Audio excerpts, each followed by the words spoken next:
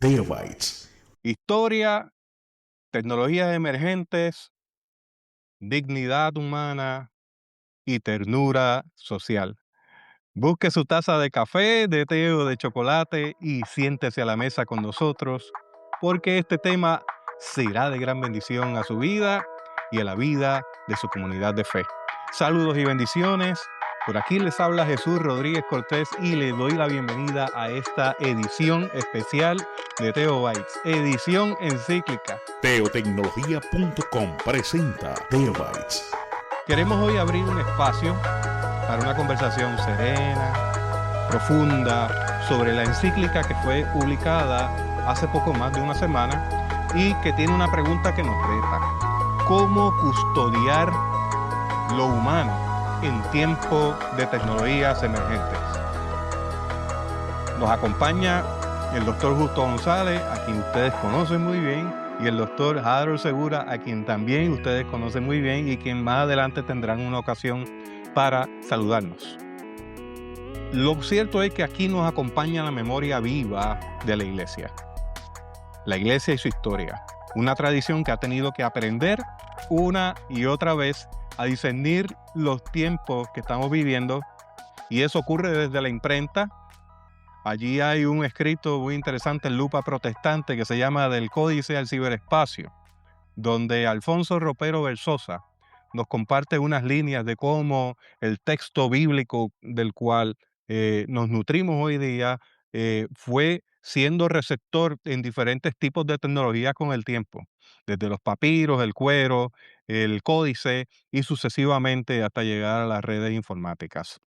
Así que estamos viendo revoluciones industriales, revoluciones digitales, estamos en la cuarta oleada de revolución industrial, la cual es puramente digital, y esto reconfigura la vida cotidiana, la economía y la fe. A la luz de ese recorrido histórico, nos preguntamos qué tipo de humanidad estamos cultivando hoy en medio de algoritmos, de automatización y de una cultura de rendimiento acelerado. Junto con esa mirada histórica, queremos dejarnos también llevar por otra palabra clave en este tiempo: ternura, ternura. La encíclica nos recuerda también que las tecnologías emergentes, hay un asunto económico y técnico, pero también hay un asunto ético, espiritual y humano.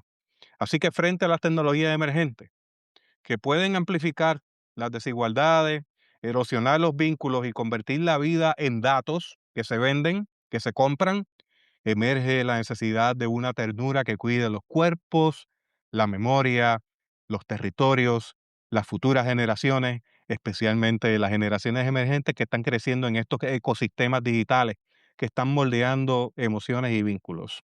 Así que en esta conversación vamos a cruzar estos dos hilos: la historia de la iglesia y su respuesta ante las revoluciones, ante los tiempos, y una invitación a la ternura humana que resista la lógica del control, de la sobreeficiencia, el asunto de que todo se mide ahora por KPIs, Key Performance Indicators, o sea, que hay indicadores de eficiencia, y obviamente entramos en una cultura del descarte a quienes no cumplan con esos números. Así que queremos preguntar junto a ustedes, no solo qué pueden hacer estas tecnologías, sino qué es lo que está pasando con los seres humanos en medio de ella y cómo las comunidades de fe pueden ofrecer espacios de discernimiento, de memoria, de justicia y de cuidado mutuo.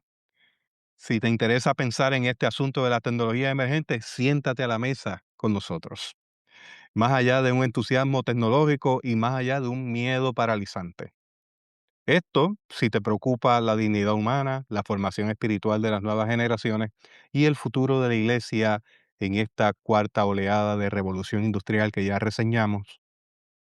Y pues hay café, tenemos gran amistad, tenemos espacios para mirar atrás, tenemos espacios para soñar el futuro, tenemos espacio para ver la humanidad en compañía de Dios, que sigue haciendo nuevas todas las cosas. Bienvenido, Justo. Bienvenido, Harold. Quiero pasarle una palabra breve de saludo para la audiencia. Y una vez hagamos eso, pues entonces entramos en la dinámica de preguntas y respuestas. Adelante, Justo. Muy buenas tardes a todos, donde quiera que estén.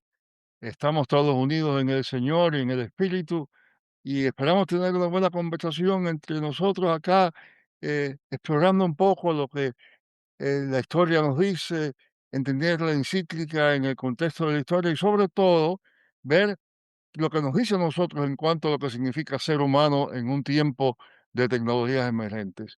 Y lo que eso implica también en términos de administración, política, etcétera, que todo eso lo incluye la encíclica de que estamos hablando. Ya seguiremos hablando, pero nada más que darles unos saludos cordiales, como siempre.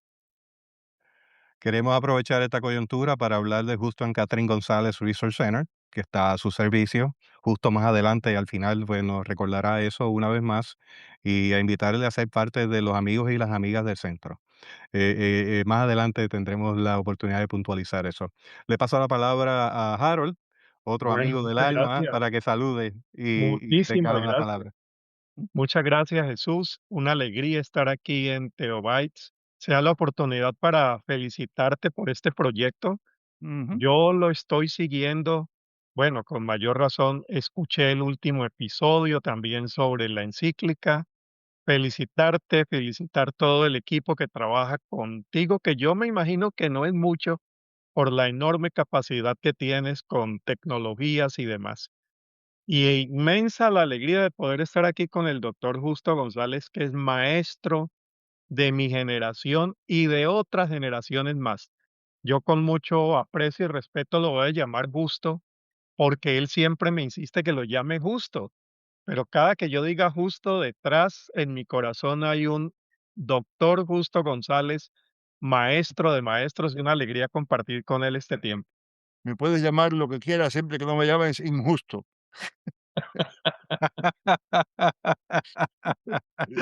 Muchas gracias, Harold. Harold también representa una organización muy importante, World Vision, a quien reseñamos en esta hora el trabajo extraordinario que hacen en favor de la niñez y la juventud. Gracias por ese trabajo y también tendremos la oportunidad de hablar un poco sobre ese proyecto al finalizar el podcast. Muchas gracias a ambos por este tiempo. Estamos a esta hora, este día. Quiero recordarles que simultáneamente está saliendo Ecos de AET en el canal de Somos AET. Vaya, escuche también el podcast, vea el podcast. Allá tenemos a la doctora Nina Balmaceda junto a la doctora Jessica Lugo trabajando el asunto de la presencia pública en términos de las comunidades de fe. Así que dése la oportunidad también de escuchar ese podcast. Estamos aquí en vivo porque esta es la única hora y el único día que pudimos colocar en nuestra agenda para coincidir, dado a que las agendas andan un poco agotadas. Gracias a ambos una vez más por estar aquí y por la amabilidad de concederme este espacio de entrevista para Teo Bites. Justo quiero pasarte la palabra para que nos des una visión panorámica de cómo tú ves la encíclica y esa lectura desde la historia de la iglesia es importante, así que cada uno de los turnos te estarán alrededor de 15 minutos. Si se toman más tiempo, no hay problema. Estamos aquí para conversar, pero quiero ser justo con justo, no injusto con justo. No se vale ser injusto con justo. Bueno, Así que justo te paso la palabra. muchas gracias, Jesús, muchas gracias por la invitación y muchas gracias porque cada vez que yo tengo un problema con mi computadora, apelo a Jesús y Jesús me salva. Así que muchas gracias, compañero. Ah, bueno, me parece que hay dos cosas que me gustaría hablar así de manera inicial. Por un lado, la encíclica misma, un poquito de comentarios sobre ella, pero por otro lado, la historia que está detrás de esa encíclica.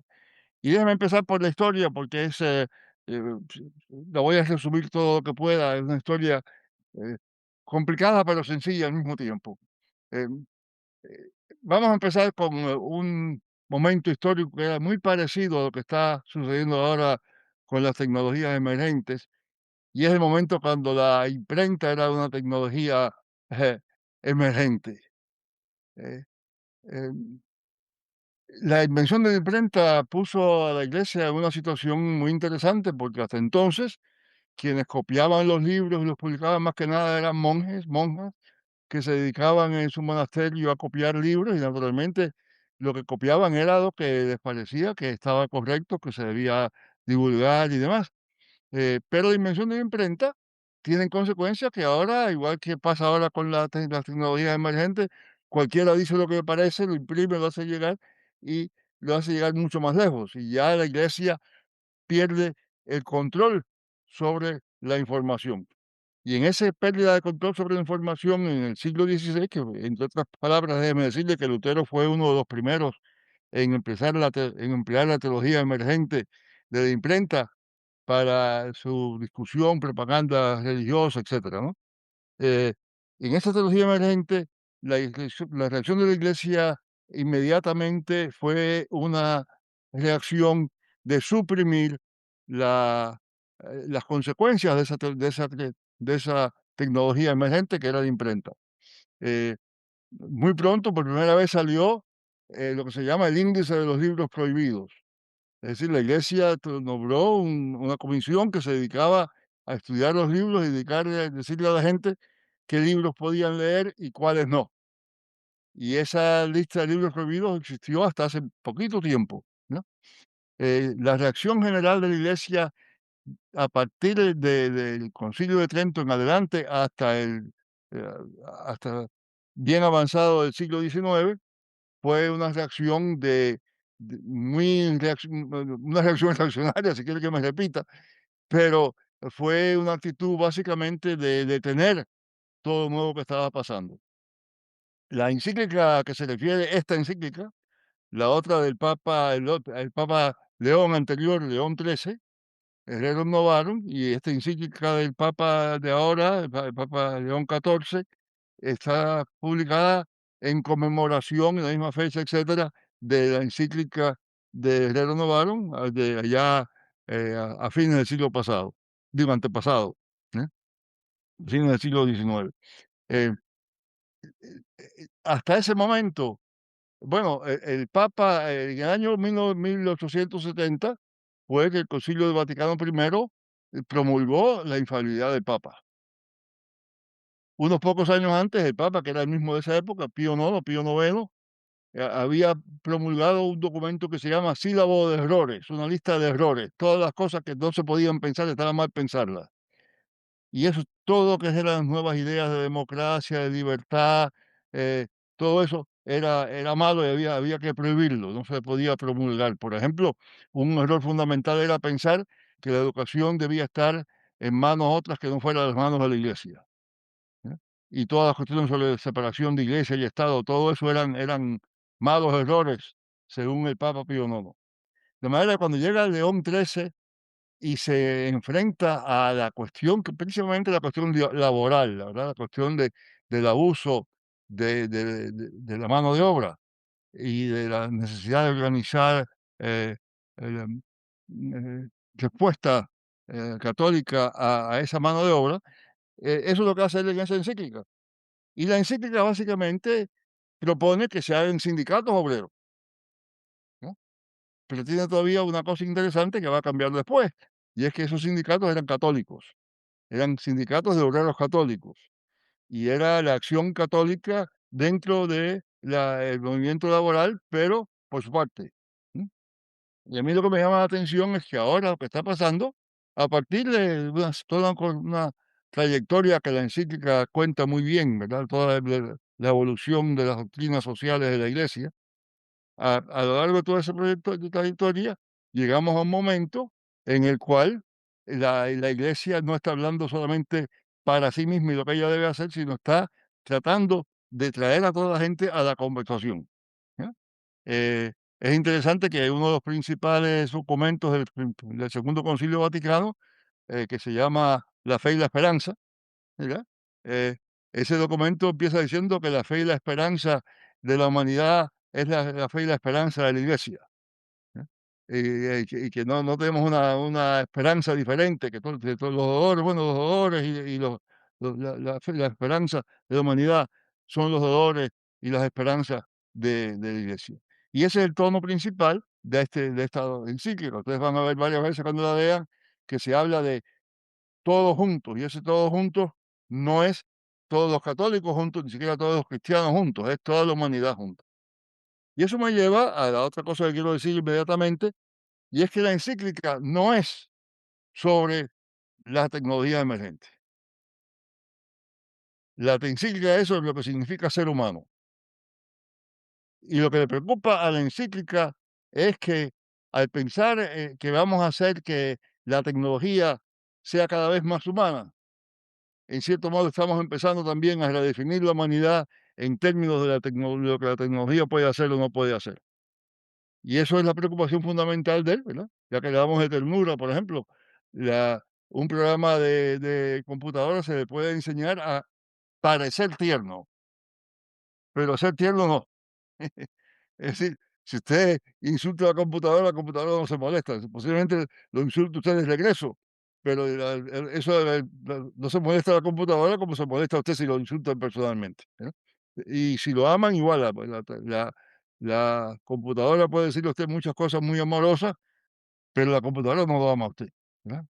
Y lo que le preocupa a León es que la tendencia en la discusión sobre las tecnologías emergentes tienden a basar el valor de la persona en productividad, lo que produce, ¿no? Eh, déjeme decirle una cosa, me estaba llamando la atención, este papa se llama León, acá en este país hay otro que se llama Elón, el mismo nombre con unas par de letras cambiadas. Y ese señor Elón es un sudafricano que estuvo aquí por un tiempo en la Casa Blanca a cambio de lo que se llamaba el Departamento de Eficiencia del Gobierno. Y su tarea era despedir a todo el que pudiera. Y cuando le preguntaron si él no tenía compasión, él dijo, lo que va a destruir la civilización occidental es la compasión. ¿Mm? Y yo cuando oí decir eso dije, bueno, entonces, ¿para qué vamos a conservar esa civilización que no vale para, no sirve para nada? ¿Eh? Así que, en otras palabras, la actitud es básicamente que cuando hablamos del valor de las tecnologías emergentes, es no solamente el espacio que le dan a la persona para vivir de otra manera, pero sobre todo y principalmente el modo en que eso hace que la persona pueda producir más. Y claro, que pueda producir más quiere decir que hay que pagarle menos por el mismo producto. Y quiere decir que entonces eh, la persona se vuelve una máquina, un productor. De manera que en lugar de que la máquina, la tecnología se humaniza, lo que sucede es que la persona se tecnologiza de una manera despersonalizante. Y eso le preocupa a él y le preocupa sobre todo, me preocupa a mí también el hecho de que esto está ocurriendo en un momento en que el poder se está centralizando cada vez más en unas pocas personas, ¿no?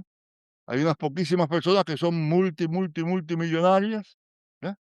Que son amigas unas de otras, que trabajan unas con otras, y esas conexiones son transnacionales. Muchas veces eh, eh, puede haber un gobernante acá y otro gobernante allá que políticamente parece que están muy alejados, pero en realidad están trabajando en la misma dirección, ¿ya? Porque es un pequeño grupo, y lo que le preocupa al Papa, y yo creo que con mucha razón, es el hecho de que ese poder aumentado que la humanidad está alcanzando gracias a la tecnología emergente se use no para el bien, sino para la explotación. Y eso lo dice él bien claramente. Eh, me parece que, bueno, déjeme dejarlo ahí. Iba a decir también, déjeme decirlo una vez un momentito, pero me parece que la primera oración casi de la encíclica, yo quisiera examinarla un poquito, porque él dice que levantar una nueva torre de Babel, tenemos dos opciones. Levantar una nueva torre de Babel o edificar la ciudad donde Dios y la humanidad habitan juntos. Eso es muy Agustín, ¿verdad? La ciudad de Dios. Eh, hay dos maneras sobre las cuales se puede organizar una sociedad. Sobre el amor de uno mismo y sobre el amor de Dios a Dios y el amor al prójimo en consecuencia del amor a Dios, porque el prójimo está hecho a la imagen de Dios. Eh, hasta ahí vamos bien. Pero entonces cuando llega y pasa al próximo paso, en lugar de seguir hablando de la ciudad de Dios, lo que se está construyendo ahora es la nueva Jerusalén a la usanza de Nehemías. Y eso me preocupa. Me preocupa porque nosotros no tenemos la tarea de construir el reino. El reino es don de Dios. Y los grandes pecados de la iglesia han sido normalmente, frecuentemente justificados con que estamos construyendo el reino. Es decir, cuando el amor se vuelve ideología.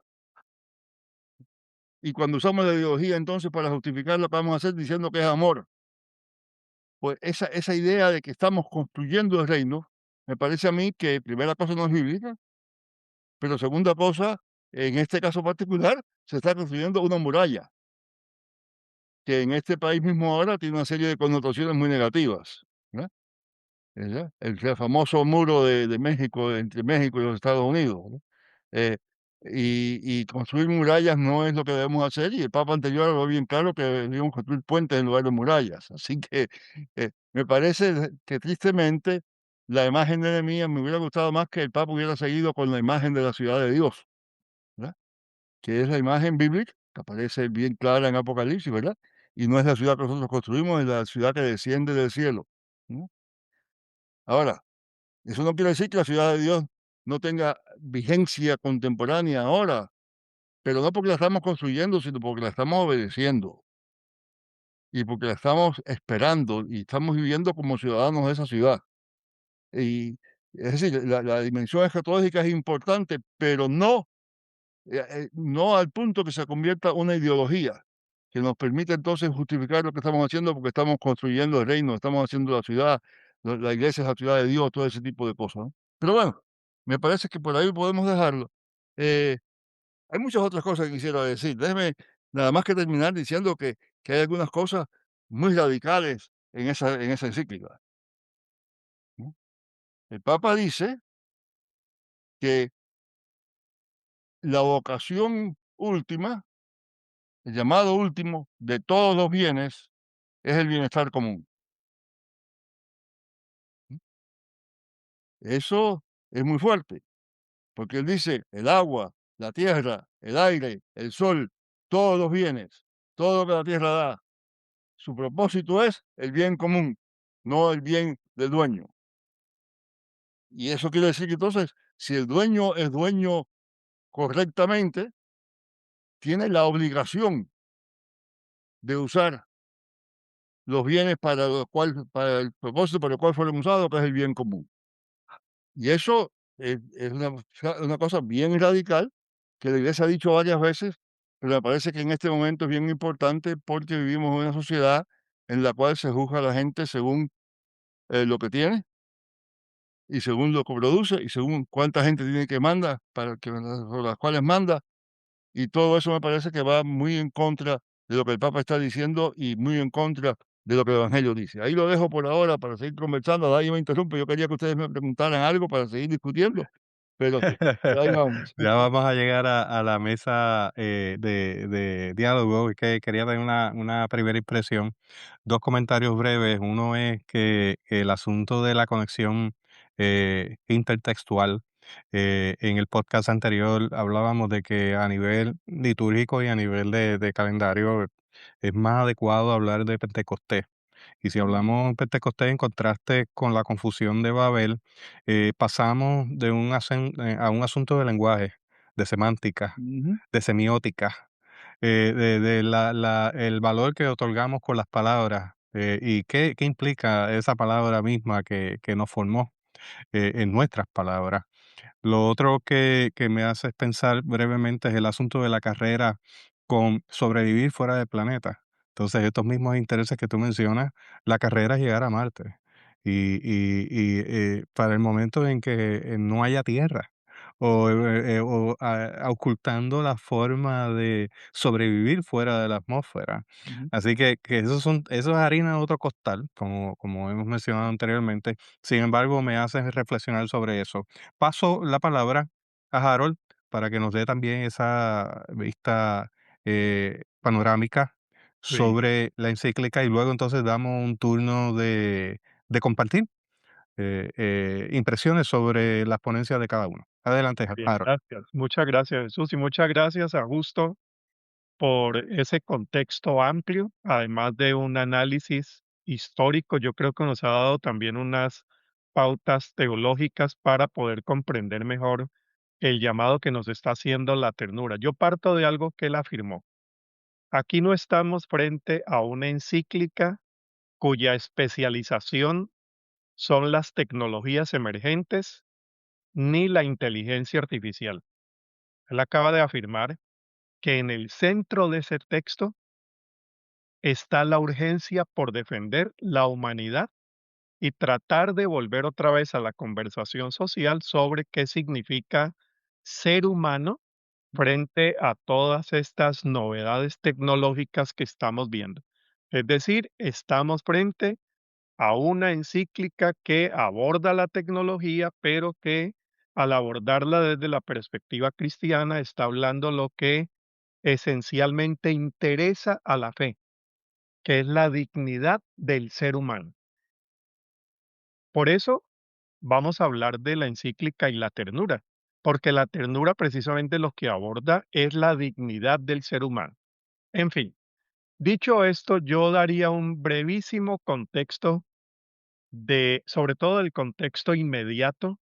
Ya justo ha dado el contexto también mediato con León XIII, la encíclica Rerum Novarum, que trató el tema de la deshumanización frente a lo que en ese momento comenzaba a aparecer como la gran revolución industrial, y León XIV, 135 años después, a propósito, las dos encíclicas salen en un mes casi igual, mayo, junio.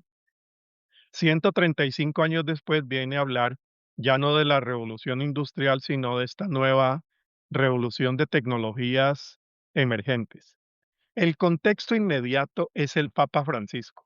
Y yo voy a hablar del Papa Francisco porque es el Papa Francisco quien trae el término revolución de la ternura. Ujú. Cuando habla de la revolución de la ternura, Papa Francisco, ¿de qué está hablando? Nosotros en nuestra organización ya veníamos hablando de crianza con ternura. Veníamos hablando de la ternura como fundamento de una crianza humanizada que se opusiera a esas formas como en América Latina se nos enseñó a educar y nos educaron que era con el grito, la violencia, el golpe, el insulto, el maltrato. Y veníamos hablando de ternura en el campo propiamente de la crianza. Pero cuando el Papa habla de la revolución de la ternura, esto nos abre también las posibilidades de entender la ternura desde ese campo más amplio que es el de la dignidad humana. Francisco escribió varias encíclicas, pero hay dos que son muy de él, Laudato Si y Fratelli Tutti. En Laudato Si, él está hablando del cuidado de la creación. Noten cómo está trayendo la ternura hacia el campo ecológico. Es decir, frente a la gran crisis que estamos viviendo, eh, la iglesia tiene que hacer un llamado profético y un llamado misionero a cuidar lo que él llama la casa común. Qué linda expresión. La casa común. Entonces entendemos lo de ecoternura. Leonardo Boff ya había hablado sobre ecoternura. En el caso de nuestra organización World Vision, comenzamos a educar niños y niñas en ecoternura como parte también de la educación fundamental. Bueno, la ternura traída al campo de la ecología, pero también en Fratelli Tutti, él habla del cuidado no solamente de la creación, sino del cuidado mío y de los demás. Entonces habla de la amistad social, otro término muy propio de los que se sabía inventar el Papa Francisco, que era extraordinario comunicador. Entonces habla de la amistad social. Bueno, se va Francisco y viene la pregunta, sobre todo para los vaticanólogos, para los vaticanólogos, los expertos en Vaticano, si León sigue o no sigue la línea de Francisco. Bueno, hay una clave para interpretar y tratar de responder esa pregunta. La clave para mí es ternura. Si León sigue esa línea de dignidad humana, del ser humano como imago Dei, imagen de Dios, tradición muy cara a la teología protestante. Y efectivamente yo estoy aquí afirmando para el debate, para que generemos esas conversaciones creativas de que León sigue la línea de Francisco y la complementa en la perspectiva de la ternura. Cuidar la creación, cuidar a los demás, cuidar la dignidad humana. Eso va muy bien en esa misma línea. Bueno, de allí la lectura que personalmente yo hice en la primera semana de haberse publicado la encíclica, siempre muy interesado en estos documentos, y la hice desde esta perspectiva de la ternura entendida, y aquí vale la aclaración. La ternura no como sentimentalismo, debilidad, eh, la caricia cortés, amable, respetuosa, cosa que es válida en la ternura, pero la ternura va mucho más allá. La ternura, desde cuando hemos estado trabajando ese enfoque, pedagogía de la ternura con Alejandro Kusianovic, sacerdote peruano, eh, Alejandro acaba de cumplir 90 años y yo creo que más de 50 dedicados a pedagogía de la ternura. Desde que venimos trabajando ese enfoque de la ternura, lo estamos trabajando como enfoque de desarrollo humano integral. Es decir, que no se equivoquen cuando algunos interpretan ternura como el solo roce en la cabecita cortés y tierno, el besito cariñoso que decíamos ahora. No, aquí estamos hablando de una ternura que incluye, volvamos a la línea de Alejandro Pusianovic, la ternura política. Mm, La ternura que como Jesús reclama la dignidad del ser humano frente a las estructuras que quieren manipularlo, oprimirlo, aprovecharse de él, desconocerse, que son los temas que de una u otra forma León también está tratando. Hablamos de la ternura como una fuerza profundamente humana, capaz de resistir todo aquello que deshumaniza. mm, Ese es el tema de León. A ver cómo le parece esto a nuestro maestro, el doctor González.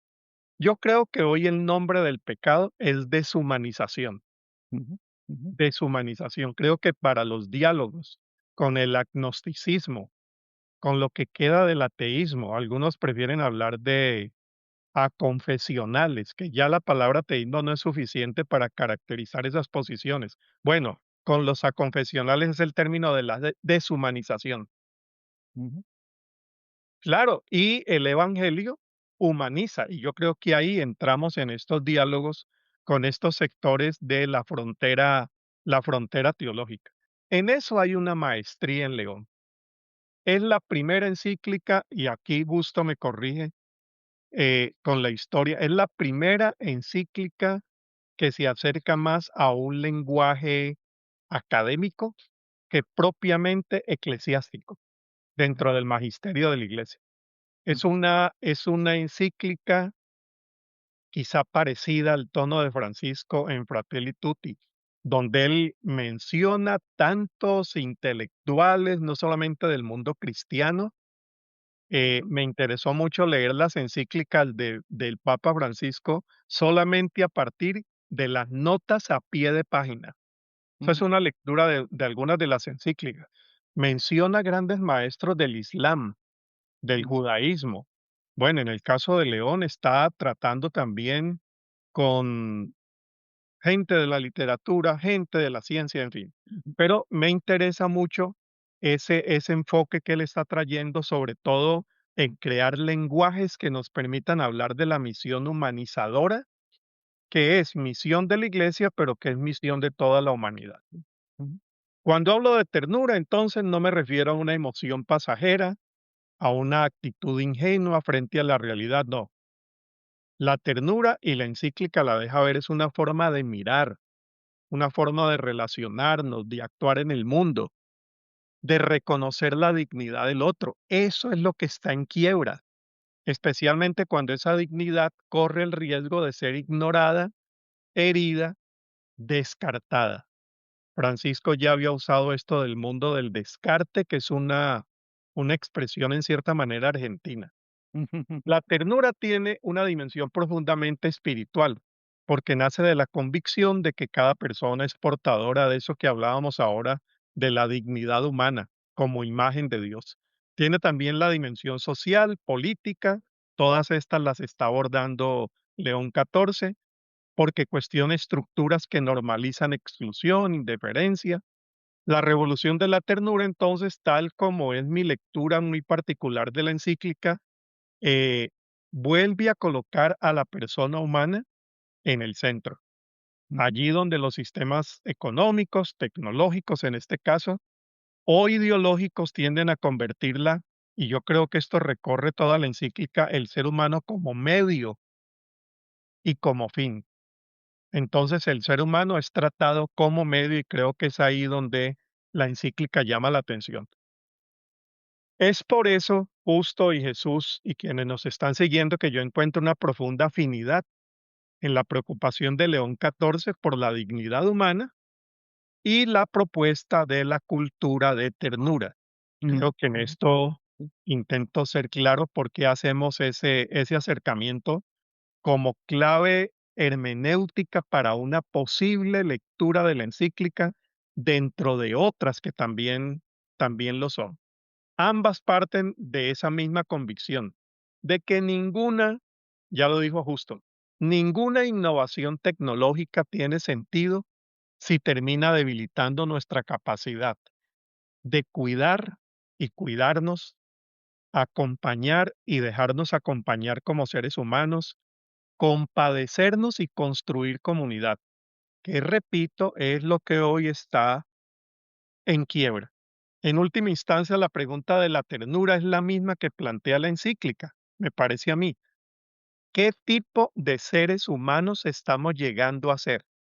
Ujú. Y en el caso de la niñez, que de alguna manera la encíclica llama la atención, no solamente en cómo vamos a educar en este nuevo mundo de tecnologías emergentes, sino cómo vamos a educar, no solamente llamando a los peligros que tienen esas tecnologías, sino llamando a la esencia de humanidad que necesitamos rescatar. Y ahí necesitamos una nueva forma de educar para rescatar lo más urgente, que es ese sentido que está perdiéndose y que creo que León llama la atención sobre eso también. Me interesa especialmente, y voy terminando aquí, una pregunta que atraviesa todo el documento. ¿Qué significa, ya en el caso de inteligencia artificial y tecnologías emergentes, qué significa seguir siendo humanos en una época marcada por algoritmos, automatización e inteligencia artificial? De alguna manera se está tratando esto del transhumanismo, tema que ya en algunas academias teológicas se venía tratando, poco lo entendemos, mucho habrá también que explorar en ese campo, no solamente desde la perspectiva social, sino también teológica. Por ahí me encontré un artículo de una revista también católica a propósito. Escriben católicos, protestantes, evangélicos que hablaba sobre teología y transhumanismo. Bueno, temas que están también en el debate y que la encíclica nos llama a tener en cuenta. Yo hice un recorrido por la encíclica después de leerla con estos buscadores que hoy es tan fácil que nos permiten encontrar cuántas veces repite tal palabra, cuántas veces. Yo busqué la palabra ternura y no aparece. Como ternura no, eso se lo dejamos a Francisco. Ya la ha traído León en algunos de sus discursos, pero en la encíclica no. Entonces, aunque la palabra ternura no aparece de manera explícita, me parece que es la que sirve de trasfondo teológico y social a todo el texto. Es la lectura implícita, es la palabra implícita. Recordemos el énfasis que puso Francisco en esa revolución de la ternura, y si decimos que el león va en esa misma línea, pues la ternura podría darnos una clave para entender no solamente encíclica, sino misión de la iglesia hoy. Bueno, esta es mi presentación sobre ese enfoque de ternura y abierto ahora la conversación. Yo también tengo unas preguntas para Justo. Y Jesús, te cedo la palabra. Creo que estoy en mis 15 minutos. Muchas gracias, Harold. Y coincidiendo con una lectura compartida en términos de Antonio Espadaro, Espadaro nos invita a considerar no tanto cómo adoptamos, cómo incorporamos tecnología, sino cómo se vive con virtud Ujú. en los tiempos que estamos Ujú. viviendo, lo que estamos experimentando. Sí. Así que justo te paso la palabra para que tengamos un turno de reacciones con lo que tienes pendiente Ilvanar y con lo que acaba de decir Harold. Y lo mismo, cuando termines, pues le paso la palabra a Harold para que tenga un turno de reacción y de pregunta. Bueno, deja empezar por decir que me hubiera gustado haber oído en la encíclica, haber visto un poquito más de ecoternura. Ujú.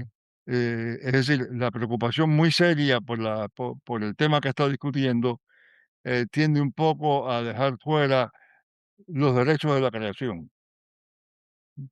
eh, y hablar mucho más del problema humano, que claro, es fundamental, pero me parece que me hubiera gustado más oír un poquito sobre eso. Pero aparte de eso, eh, viendo eso de una visión histórica también, hay toda una tradición cristiana, parte de ella muy protestante en algunos grupos, pero también muy monástica, que piensa que mientras más se critica, se maldice al ser humano, más se glorifica a Dios. Yo no soy más que un gusano, yo no valgo nada, no, hermano, usted no vale nada, porque usted tiene que saber que usted, ¿no? Eh, y a mí lo que me llama la atención y me gusta de esta visita, que tiene también una larga historia de lo mismo dentro de la tradición cristiana, es que la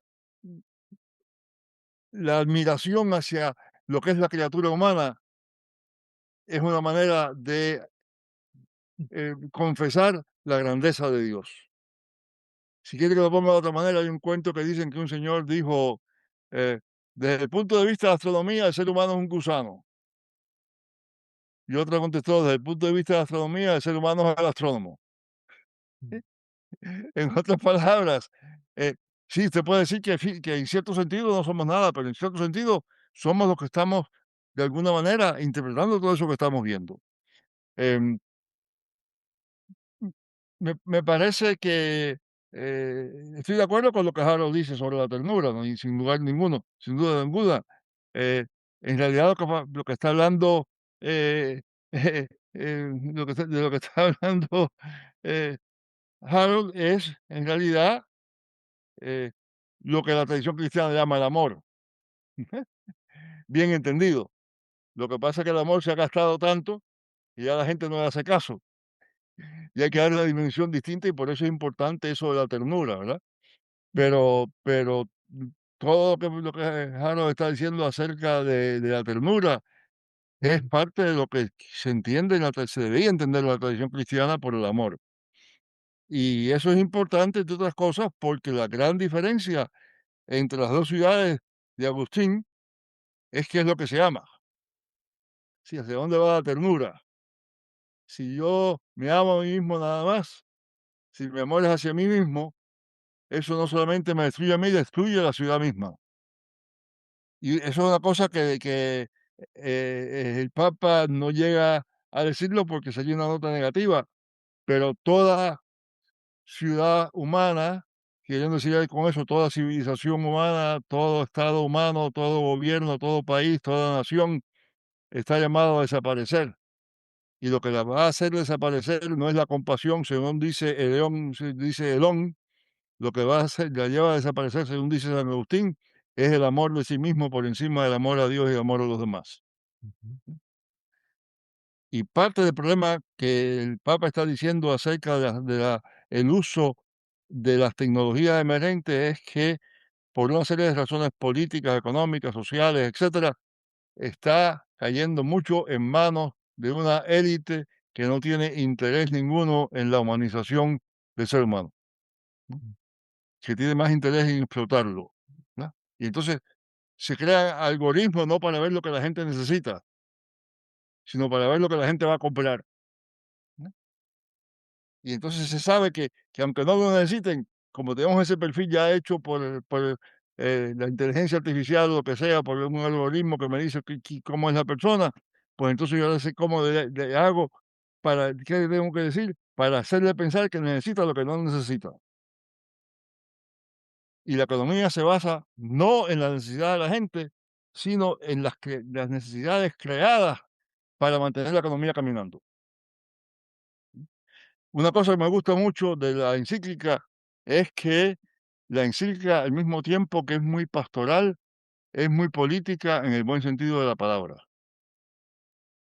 Da pautas muy buenas, muy importantes para lo que es la manera de crear una sociedad más humana. ¿Mm? Por ejemplo, cuando habla acerca de que las decisiones se deben tomar tan cerca de quienes las personas son afectadas como sea posible. Que mientras más usted aleja las decisiones de las personas afectadas, más las deshumaniza y más tiende a deshumanizar a las personas sobre las cuales se trata. Eh, Principios sobre la distribución del poder, principios sobre cómo, a quién le pertenece la, la tecnología, ¿m? Quién tiene el derecho a manejarla, qué reglas se van a hacer, todo ese tipo de cosas me parece que son fundamentales y no las estamos discutiendo. Cuando se habla ahora, mayor parte, usted ve lo que dicen los periódicos y todo eso sobre la tecnología, es que es, por un lado, el lado positivo, que la gente va a producir más. Por otro lado, el lado negativo, que va a haber más desempleo.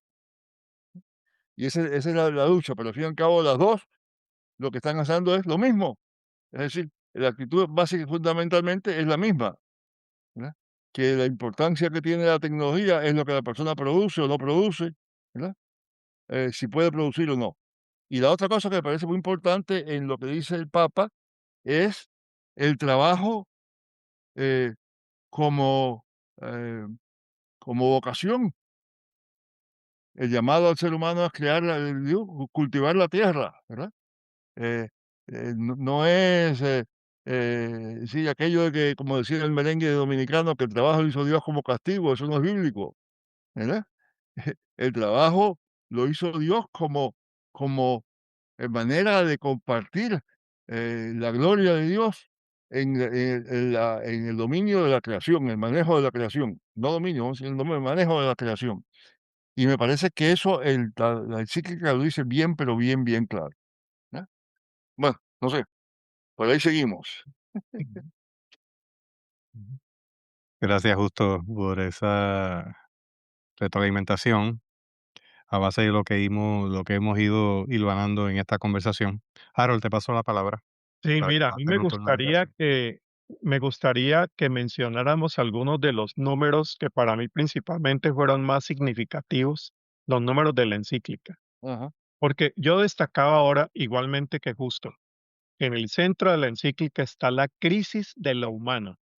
Ujú, Allí yo me refiero, para quienes van a interesarse en leer la encíclica o volver sobre ella, eh, ir al número 15. Toda la encíclica, como todas las demás, vienen en números. Los grandes documentos de la Iglesia Católica están ujú, con ujú, sus numerales. En el número 15, miren lo que dice. En la era de la inteligencia artificial, en la que la dignidad humana corre el riesgo de verse eclipsada por nuevas formas de deshumanización, lo que hemos venido hablando, tenemos el deber urgente de permanecer profundamente humanos. Qué frase más clara y más extraordinaria, me parece a mí, para señalar lo de la crisis del humano. Justo acaba de hablar otro segundo gran tema de la encíclica, que es la concentración del poder, que es cuando el Papa habla de las nuevas Babel.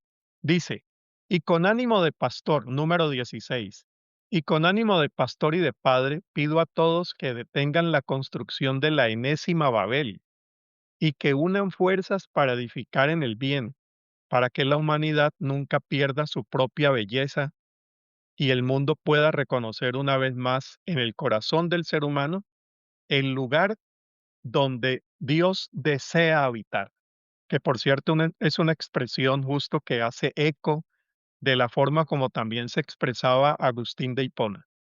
Ujú. Tercer tema, la fragilidad de la democracia y del bien común, que en varios de estos números, tanto el 15, el 16, como los que están ahí cerca de 20, 21, 22, volviendo sobre lo del síndrome de Babel, es muy bien tratado en la encíclica. Fragilidad de la democracia y del bien común. Este es un tema que daría para una sola conversación concentrados en cómo él ve, el Papa, esto de la fragilidad de la democracia con las tecnologías emergentes. Y la pérdida de la interioridad, no nos olvidemos de eso.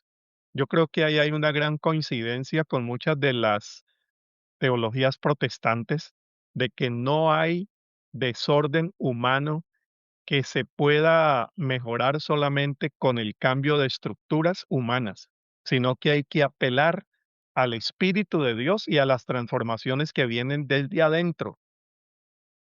En ese cambio interior, León apunta también, yo encontré varios de los números donde habla, por ejemplo, de que percibe cómo estas culturas aceleradas, hiperconectadas, saturadas de estímulo, no nos dan tiempo para encontrarnos con Dios y con nuestro propio ser interior.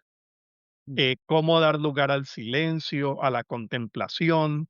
Hay mucho de esa mística de León XIV cuando se expresa en regresar al cultivo, eso que llamamos hoy el cultivo de la interioridad, que Mm. sane el alma y desde esa sanidad interior podamos encontrar también estructuras más justas y más humanas. Bueno, quería mencionar eso y leer esos dos números que me parece a mí que motivan mucho también a posteriores lecturas de la encíclica. Gracias, Jesús. Bueno, ya que estás hablando de algunos números, déjeme decir 2 o 3 también. No estamos jugando bingo, ¿verdad? Podemos, podemos. Mire, eh, yo quisiera llamar la atención al 12, que es un capítulo, un encabezado que trata sobre los límites de la humanidad como, no una cosa a destruir. En otras palabras, parte del ser humano es tener límites, y que el ser humano crece precisamente con esos límites, se maneja con esos límites, y que, claro, aunque hay todo lo que sean límites, negativos, hay que buscar la manera de dejarlo a un lado, las enfermedades, etcétera, pero que la vulnerabilidad misma es parte de lo que significa ser humano. Me parece que eso es bien fundamental porque, bueno, eh Ujú. eh, ¿qué es lo que hace el ser humano que es divino a la misma vez? ¿Eh? Acaba en la cruz, ¿verdad? Eh, y hay una dimensión, me parece que eso es importante porque nos ayuda a enfrentar las dificultades, las tragedias, las limitaciones, la muerte, eh, con una actitud muy diferente a pensar, bueno, si hiciéramos lo que pudiéramos, nadie se muere nunca. ¿Eh? Mm. Si hiciéramos lo que pudiéramos, todo el mundo podía saberlo todo. ¿Eh? Eh, eh, no, hay un valor en los límites que me parece que es importante. Eso está en el 12. Y claro, ya mencioné antes el 65, que es donde él dice, eh, el principio del destino universal de los bienes. Oiga eso, el destino universal de los bienes. Entre las múltiples implicaciones del bien común, adquiere inmediato relieve el principio del destino universal de los bienes. Este principio nos recuerda sobre todo que los bienes de la tierra, el suelo, eso quiere decir la tierra, ¿eh? El agua, el aire y los recursos naturales han sido dados por Dios a toda la familia humana para sostener la vida de todos hoy y en las generaciones futuras. ¿Eh? Y que toda persona tiene un derecho originario al uso de dichos bienes.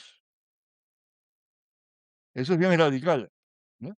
Y claro, después hay que desempacar y ver lo que quiere decir, pero eh, que, que Dios ha dado la tierra para que todo el mundo pueda comer. Y que si la propiedad de la tierra se usa de tal manera que haya gente que no puede comer, eso está mal. Eso va contra el propósito mismo para el cual la tierra fue dada. Y lo mismo sobre el aire, lo que sea, todo lo demás, ¿no? Me parece que eso para mí es importantísimo. Eh, en el 25 habla acerca de la verdad de una manera muy interesante, ¿verdad? Eh, yo lo podía decir de otra manera, pero la verdad no es algo que posee, para poseer, la verdad es algo que nos posee. Y la verdad se vuelve verdad cuando se comparte, ¿verdad? Y me parece que son dimensiones importantes especialmente en esta época, está en ese pasaje todo largo, está hablando acerca de la posibilidad de falsificar las realidades mediante nuevas tecnologías, ¿no? Que eso ustedes lo saben de sobra, ¿verdad?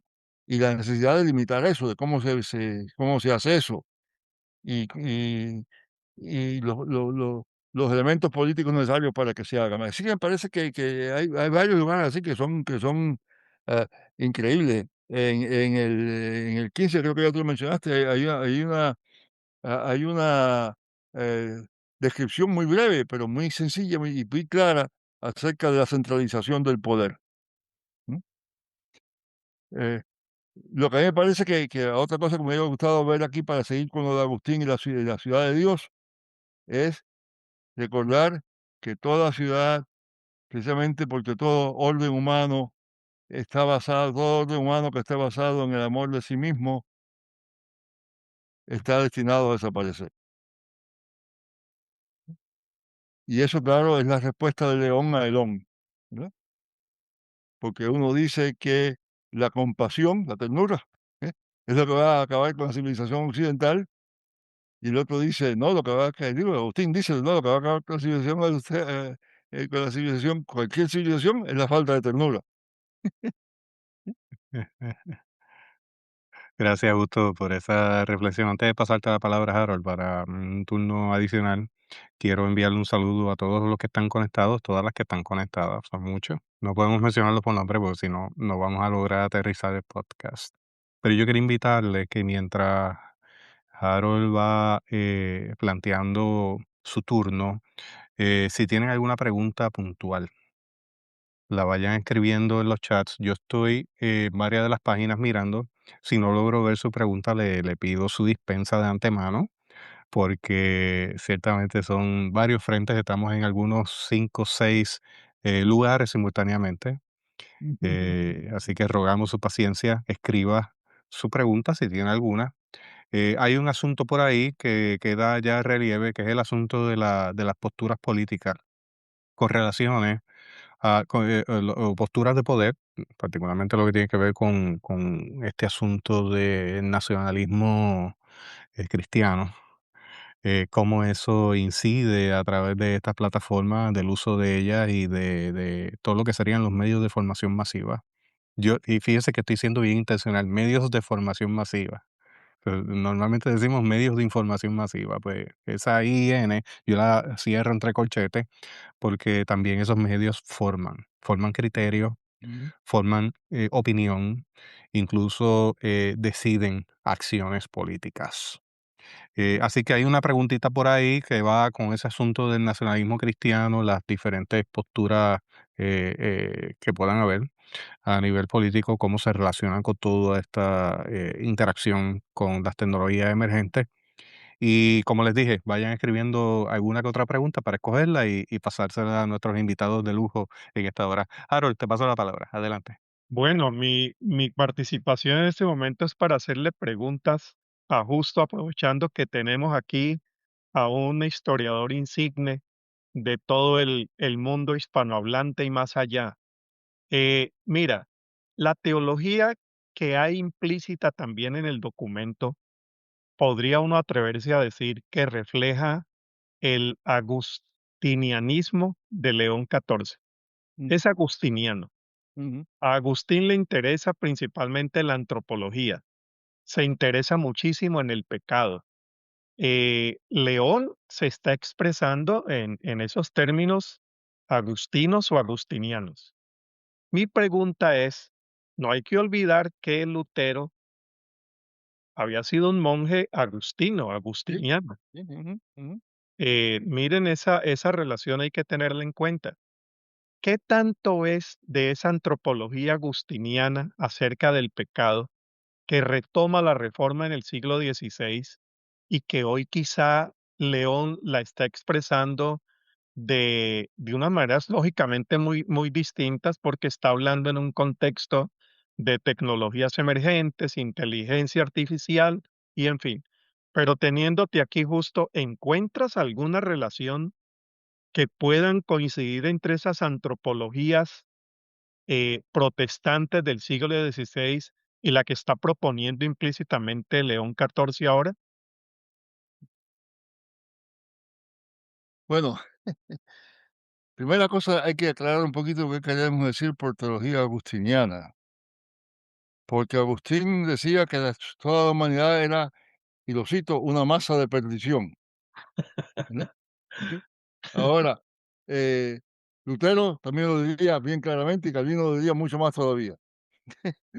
Así que es un principio agustiniano que los protestantes tomaron muy en serio y de ahí viene la teología también de que mientras más digamos que el ser humano es un gusano, pues, pues mejor, ¿verdad?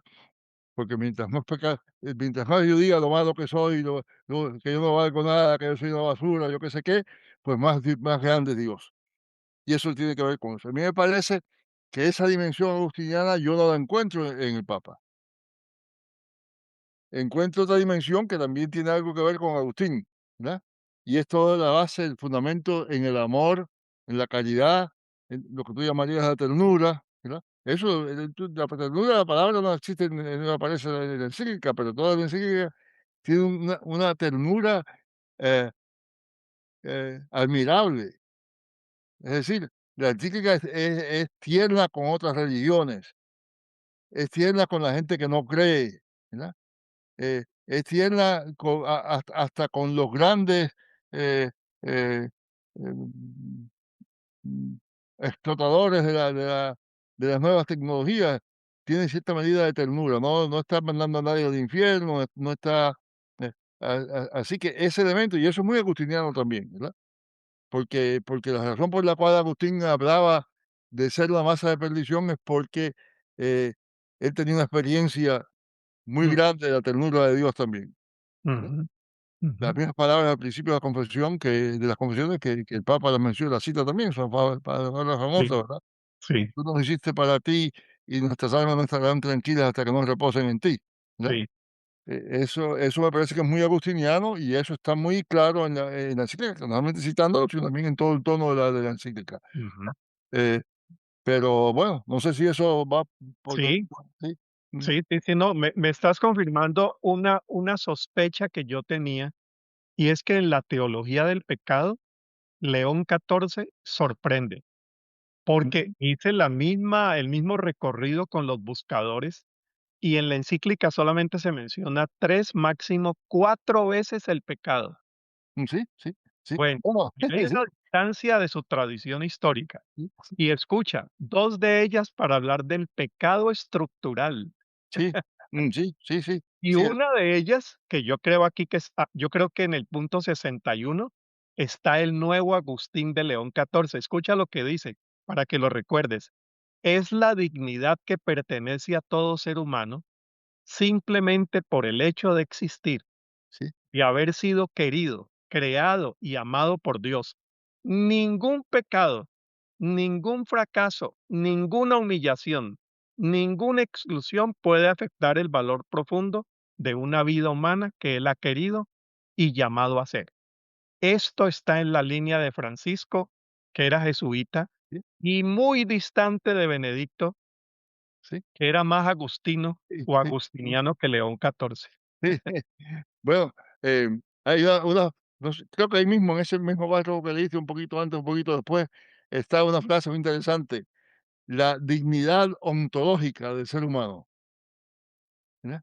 Que no se la puede quitar nadie y nadie se la puede, en realidad nadie se la puede aumentar porque ya la tiene. Bueno, entonces aquí estamos frente a lo que tú llamabas teología A, teología B, teología C, más cerca de Ireneo que todos los demás. Ah, oye, ¿tú has leído alguna cosa que yo escribí? Parece, ¿verdad? Ah, sí, señor, sí, señor. No, bueno, y la otra cosa que me parece que es interesante es que hay uno o 2 lugares ahí donde más o menos a entender que si tú quieres saber lo que es ser humano, mira a Jesús. Ujú.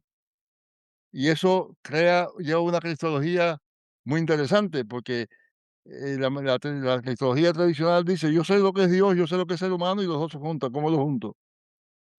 Ujú, Y lo que esta otra teología dice es: "Para saber lo que es Dios, mira a Jesús. Para saber lo que es el ser humano, mira a Jesús". ujú, Y eso implica que hay una cierta compatibilidad inherente entre Dios y el ser humano, ujú. ¿eh? Y eso tiene unas consecuencias enormes, ¿no? Sí, sí, sí. Y aquí como para calmar un poquito los nervios de Jesús, eh, mira, esto está en el centro de la discusión de la tecnología. Ahí donde podemos crear el diálogo. Jesús, tú que eres un experto en temas de tecnología, inteligencia artificial, crear la conversación entre tecnologías y teología. Ajá, Si es que nos sigue interesando el ser humano, sí, sí, es lo que le interesa a León XIV. Y este diálogo de las teologías, las formas como entendemos ser humano, convivencia humana, pecado como deshumanización, vuelven a traer a la discusión los grandes temas teológicos sí, que hoy necesitamos recuperar por el bien del ser humano pleno. sí, ujú, Agradecido por esa nota al calce, porque precisamente en 2011 eh, eh, incorporo como parte de mis trabajos de tesis de maestría el término teotecnología, ajá, Ujú, ajá, teología de la tecnología, en 2011. ajá, Y luego en 2000, ya prácticamente 11 años, se funda Teobytes, que es el quehacer teológico en los tiempos de las redes informáticas. Si usted busca este podcast de manera retrospectiva, va a notar que estos temas ya se venían tratando desde el año 2015, sí, si sí, no antes, pero oficialmente desde 2015, cuando incorporamos esta programación de podcast. ujú, La audiencia que hace tiempo sigue el podcast sabe que el podcast tuvo una pausa y aclaro esto rápidamente debido a fenómenos de la naturaleza. Yo soy puertorriqueño, así que el 2017 implicó siendo empleado de la industria de telecomunicaciones, de la cual el Señor me sacó hace un año. Así que salí de la Babilonia digital, para decirlo de alguna manera coloquial. En 2017 tuve que lanzarme a la calle en un proceso de reconstrucción de la red de telecomunicaciones en Puerto Rico, porque fui parte de un equipo de gente que responde ante situaciones de emergencia. Y el resto es historia, porque después llegaron otros eventos naturales, incluyendo movimientos telúricos, y luego llegó la pandemia. Así que la pandemia ujú, me reenfocó a irme hacia el interior de la iglesia para atender las necesidades de las personas en medio de la pandemia, buscando de manera incansable cómo discernir estas tecnologías para bendición ujú, de las personas. Así que ahí yo tomo palabras de la doctora Heidi Campbell, quien fue mi profesora en Wesley Theological Seminary, en una clase que es de tecnología, teología y ministerio. Estos temas existen, los estamos tratando en diferentes puntos, incluso en la academia. Yo soy parte de la facultad que trabaja estos cursos de tecnología y ministerio. Heidi establece que es muy importante que cuando vayamos a medir todos estos impactos tecnológicos y el abrazar tecnologías, hay que mirar las necesidades de las personas en primer plano.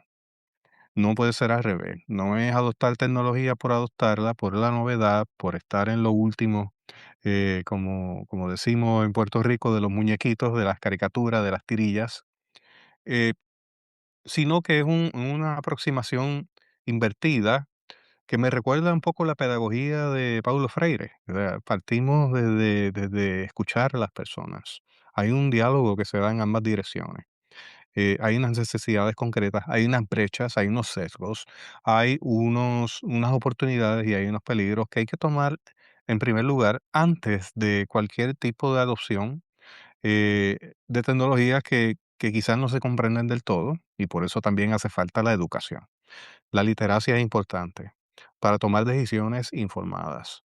Y dando también al punto con Harold, la preparación teológica es importante. Esto no se puede ver como dominios independientes. Tiene que existir una aproximación interdisciplinaria y transdisciplinaria. Es ujú, intertransdisciplinaria, como lo estamos haciendo hoy, para mirar el todo y tomar decisiones informadas y también tomar posturas. La neutralidad no es opción cuando se trata de la dignidad humana. Repito, Ujú. la neutralidad no es opcional cuando se trata de la dignidad del ser humano. Bien dicho, Jesús. Muy bien dicho. Ujú, ujú. Tengo aquí un par de palabras. Mientras tanto, voy viendo por aquí que el Madi salió con mucho bombo y platillo con el asunto de la ecoternura. Así que ya sabe que el Madi quedó prendada con esa frase que ustedes han compartido aquí.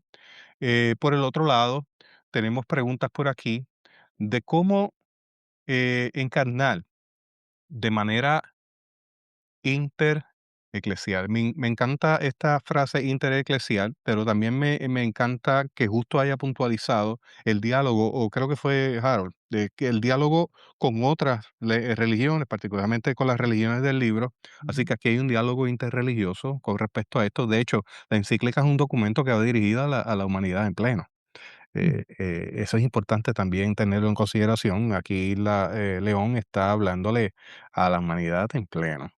Eh, y entonces, ¿cómo encarnar intereclesialmente eh, estas declaraciones que llaman a rescatar el pensamiento de Dios o sobre Dios y sobre la fragilidad humana en tiempos donde se entronan los conscientes, donde eh, los principios de justicia hacia la ciudad de Dios están en contraste con el pseudo reino? Está interesante eso, un pseudo reino. Eh, Así que, ¿cómo encarnar esto intereclesialmente? Y yo creo que esa pregunta yo se las había dejado. ¿Cómo llevamos esto a una teología práctica que nos ayude desde los niveles en donde estemos, ya sea a nivel de ministerio pastoral, ya sea en el laicado, ya sea en los diferentes frentes donde nos encontramos, consejos prácticos, aspectos a considerar, cómo, eh, cómo encarnar esto en nuestras comunidades? Les paso la palabra justo y luego a Harold. Bueno, hay que pensarlo con cuidado, ¿verdad? Hay una parte de la encíclica en que al hablar de lo que él llama los principios de la justicia, de la doctrina social de la Iglesia, da una serie de principios que más que principios en realidad son maneras cómo medir las cosas, eh, las acciones que hacemos, ¿verdad? Son como pautas para las acciones. Y son varios. Uno de ellos es el principio del bien común. Primera cosa, en otras palabras, ¿en qué sentido lo que estamos haciendo contribuye al propósito final de los bienes, que es servir al común, al bien común? Y yo añadiría un poquito al Papa, le diría también el bien común de la creación toda, no solamente el bien común de la humanidad. Pero cómo, eh, me parece que eso no es que es lo que tenemos que hacer, pero por lo menos es una manera de ayudarnos, ¿verdad? Eh, Estamos haciendo un presupuesto de la iglesia. ¿Cómo lo que estamos haciendo manifiesta nuestra convicción de que el principio de los bienes que tenemos es el bien común? ¿Verdad? Eh, el principio bueno, ya hablé antes, hace un momento, del párrafo 65 que habla del bienestar. El propósito de los bienes es servir a la comunidad. El principio que él llama, creo que es algo así como la ¿cómo es? Subsidiariedad. Sí, Y lo que él está hablando con eso es el principio de que las decisiones se deben tomar tan cerca de los afectados como sea posible. Y con tanta participación de los afectados como sea posible. En otras palabras, eso quiere decir, en cierta manera, tiene consecuencias políticas también, ¿no? Que eh, la, no es cuestión de qué leyes se hacen a un nivel nacional, es también qué principios se usan en la comunidad misma para la distribución de los bienes, para la organización de la comunidad, para cómo se manifiesta el amor dentro de esa comunidad. pero eso no viene de allá arriba, acá que nos lo dice, eso es lo que la comunidad misma tiene que hacer en su contexto. Y eso en el asunto pastoral me parece bien interesante porque una de las cosas que yo veo constantemente es que muchas de nuestras iglesias, a mí entre otras, nos gusta mucho hacer declaraciones, ¿no? Y hacemos, pues nos peleamos allá en la conferencia general o si es en la iglesia presbiteriana, en la asamblea general, o el que sea, en la convención, si es una iglesia bautista, nos peleamos por las palabras que vamos a decir, pero al fin y al cabo, eso no, eso viola el principio de su solidaridad porque lo que se hace es que estamos tomando decisiones de arriba para entonces decirle a la gente lo que tiene que hacer. Y me parece que parte de lo que tenemos que hacer es la comunidad de fe misma, ya que en esa pregunta se sigue la pregunta de transeclesial, ¿verdad? Una de las cosas que a mí me preocupa mucho es que cuando hablamos de la iglesia, nuestras conexiones eh, denominacionales muchas veces sobrepasan a nuestras conexiones físicas, geográficas, ¿no? En otras palabras, un metodista en un país, en una ciudad, tiene más relaciones con metodistas en otras ciudades que con los presbiterianos o bautistas que están en el Dorado de la esquina. ¿Mm? Y eso va contra ese principio, porque lo que al fin y al cabo quiere decir que entonces las decisiones se toman allá arriba por distintos grupos, mientras que aquí en el pueblo donde está la gente junta, ¿verdad? Donde se discute todo, se va a juego de pelota y se pelean porque el equipo mío, yo qué sé qué, todo ese tipo de cosas. Pero cuando llega el asunto de tomar decisiones para la misión de la iglesia, pues no hacemos eso. Lo que hacemos es que nos vamos a esas dimensiones superiores. Eh, claro, el principio de la solidaridad es lo otro que menciona y eso me parece que es fundamental, ¿no? La solidaridad es una expresión de la ternura. Espero que Jaro no me condene por eso, pero me parece que la solidaridad es una expresión de la ternura, ¿no? Eh, claro, bueno, me parece que hay ciertas cosas concretas. Y claro, la otra cosa que me parece que es bien importante, y yo quiero enfatizar eso, es que la iglesia antigua, si le preguntaban a la iglesia antigua, ¿cuál es la misión de ustedes? ¿Qué es lo que Dios quiere que ustedes hagan? Lo primero que esa iglesia decía era orar por los que no oran. ¿Sí? El centro el centro del culto era la comunión, y para entrar a la comunión lo primero que se hacía era la oración del pueblo, que era la oración no por ellos mismos, sino por todo el mundo, por el emperador, eh, lo que se llama eso era lo que quería decir sacerdocio universal de los creyentes. No quería decir lo que decía yo cuando era muchacho, que iba a pelearme con los curas, que no me hace falta que ustedes, porque ustedes son los curas. No tiene nada que ver con eso. Tiene que ver con que todos los creyentes, como un cuerpo, somos, tenemos un ministerio de oración, ¿no? Y eso lleva es una expresión de la ternura también, ¿no? ¿No? Es, eh, eh,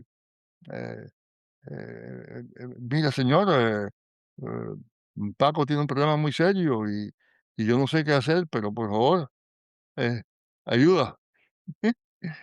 Eso es ternura. ¿Eh? Y me parece que eso es bien importante porque muchas veces en la iglesia eh, hemos olvidado eso, ¿no? Y ustedes tienen una pregunta por ahí también de nacionalismo cristiano, no sé cómo que quieren hablar sobre eso, pero eso es otro problema, ¿verdad? Sí, y precisamente tenemos una pregunta que se queda en el tintero, pero quiero mencionarla porque tenemos aquí a Luis Gilberto Collazo, que ha preguntado en qué medida la inteligencia artificial es un instrumento de opresión económica, de dominio geopolítico, revestida de una sacralidad prepotente, y esto tiene que ver con geopolítica. Ujú, Y yo creo que esto es material para varios podcasts más. La estamos mencionando como una pregunta que se queda en el tintero para mencionarla. ujú, Quiero pasarle la palabra a Harold para que tenga un turno, al igual que lo ha tenido Justo, y luego quiero cerrar para ser justo, porque justo Catherine está sentada ahí. Yo sé que ella está sentada ahí cerca de Justo, esperándolo para bajar a cenar. es hora de cenar. Y ya vamos para la hora y 30 y yo quiero ser justo con eso y agradeciendo su valioso tiempo para con nosotros. Harold, te Déjame, paso la palabra. déjame decir un momento que voy a cenar en el mejor restaurante de la ciudad, que está aquí en mi comedor, el comedor de mi casa.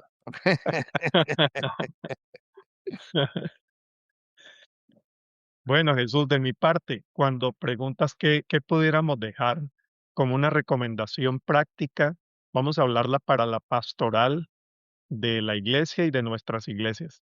Yo la resumiría así. A ver, Jesús y justo. Yo creo que la encíclica nos puede estar haciendo un llamado. Voy a hablar por el caso de las iglesias evangélicas a una nueva forma de discipulado cristiano que incluya temas que generalmente nosotros no incluimos en la formación cristiana y en la educación cristiana en general. Y usando los términos de la encíclica, yo la llamaría un discipulado humanizador, Ujú, ujú, un discipulado humanizador. Y uso también los términos de la encíclica para decir que ayude en la maduración ética y social de los creyentes, la maduración ética y social de los creyentes, puesto que lo que está en crisis hoy no es el dogma ni la doctrina, sino la humanidad. Y la misión de la iglesia siempre se lee en clave de humanización, porque al fin y al cabo, ¿cuál es la buena noticia del Evangelio? Que el ser humano sea más humano.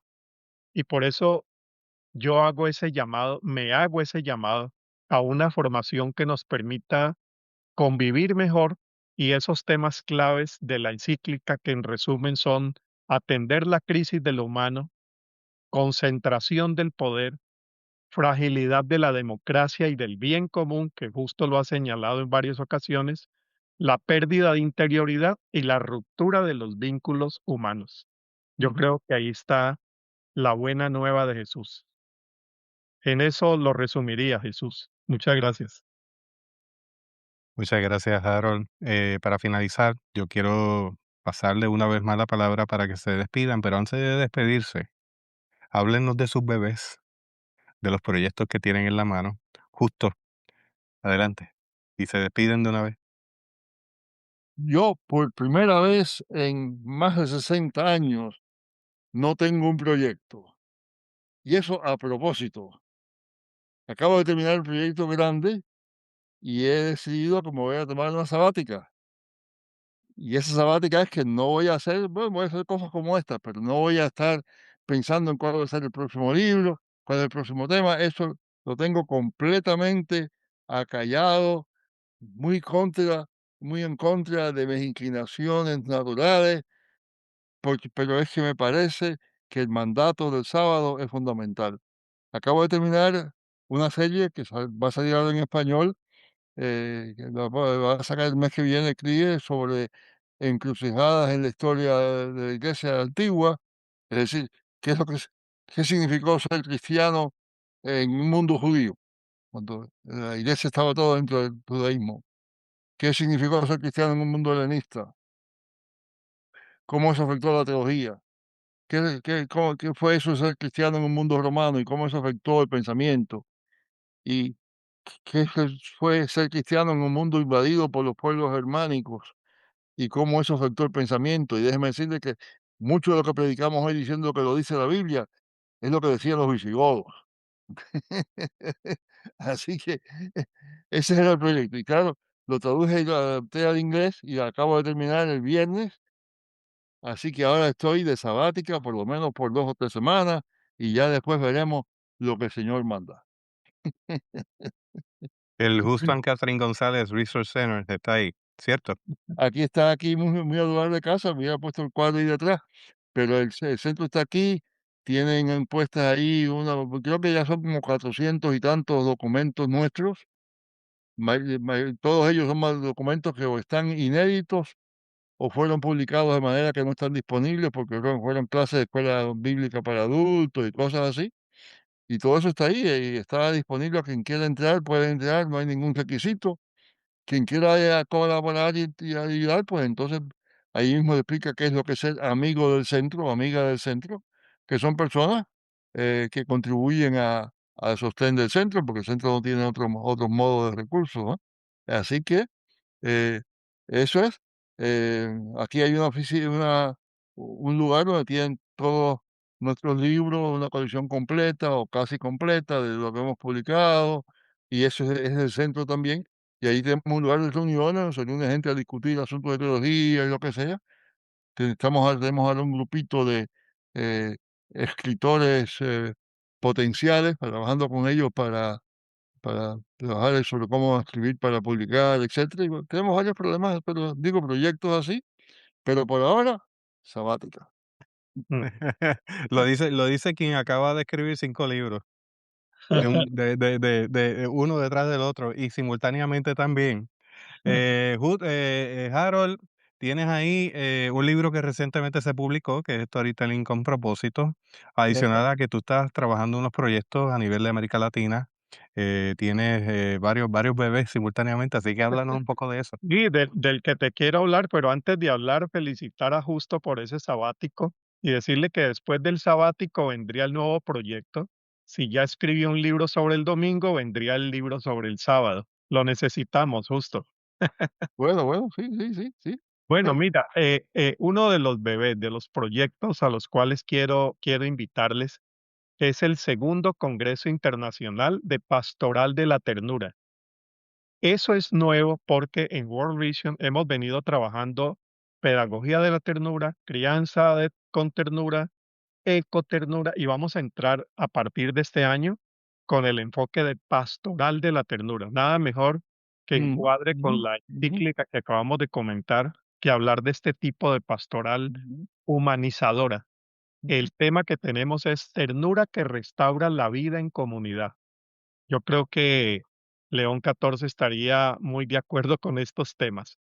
La fecha será 19, 20 y 21 de agosto. Eso va a ser todo vía online, 19, 20 y 21 a las 16 horas del este de los Estados Unidos. Para la inscripción, en conexionternura.com, que es una plataforma de World Vision. Entonces, allí estamos trabajando y con mucho entusiasmo de lo que el Señor nos sorprenda con este nuevo enfoque de pastoral de la ternura. ujú. Muchas gracias a ambos. Gracias a ti. Es un privilegio haberles tenido aquí. Mientras ustedes van nutriéndonos, pues a la vez vamos pensando nuestros próximos movimientos. Últimamente el tema que más me ha ocupado es el aprendizaje inmerso. El aprendizaje inmerso lo que busca es rescatar precisamente la conexión entre las personas. Mm, Hemos estado con una avalancha de digitalización sin precedentes que nos han llevado, según los estudios que he estado considerando, porque estoy llevando una tesis que va en esa dirección, a la divagación mental y emocional, cuando las personas se conectan a través de los medios. Entonces, eso es lo que nos está diciendo que hay un problema de raíz en el diseño instruccional, en la manera en que estamos haciendo las cosas. Definitivamente estamos viviendo en un tiempo de hibridez, donde tenemos lo presencial y lo digital, y como he dicho en distintas instancias, lo presencial y lo digital no son mutuamente excluyentes, son complementarios. Una está en el cuerpo de la otra. En ese sentido, ¿cómo podemos rescatar en aras y en la vía de esa ternura, de esa relación, la dignidad, el contacto, el vínculo?